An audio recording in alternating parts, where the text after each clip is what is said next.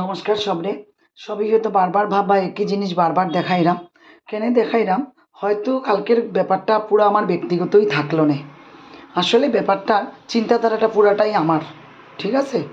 তো আমি জাস্ট আমার তারার সঙ্গে যে একটু শেয়ার করছি।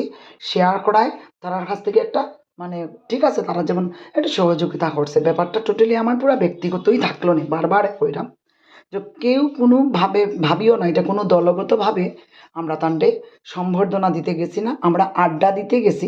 এখানে সম্বর্ধনা আর তান্ডে সম্বর্ধনা দেওয়ার মতন কোনো যোগ্যতা আমি তো মনে করি আমার নাই। ওই ভাবলাম যে একলা যাইতাম, একটা আড্ডা দিতে সুবিধা। ওই আমার হাজব্যান্ডও গেল। তো ওই তো সবে মিলিয়ে একটা আড্ডা দেওয়ার লেগে গেলাম। কেউ ভাবিও না যে দলগতভাবে কোনো দল থেকে কিন্তু আমি গেছি না। সেটা আমার একান্ত ব্যক্তিগত ভাবে আমি গেছি। তো একলা যাইতাম, একলাটা ভাল লাগে না। তো ওই ভাবলাম আচ্ছা চলো, তোমরা যাইবাই নি, গেলে চলো। ওই জাস্ট তার থেকে বেশি আর কিচ্ছু না।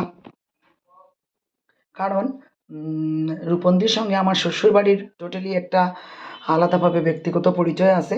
আমার সেই ছোটোবেলার থেকে আছে, আমার হাজব্যান্ডের আছে। যে আমরা কোনো দল ধরিয়ে গিয়া মানে আনন্দ করার লেগে যাইতে লাগতো না। ওইটাই হইল আমার ওই ভিডিওটার মানে মূল উদ্দেশ্য।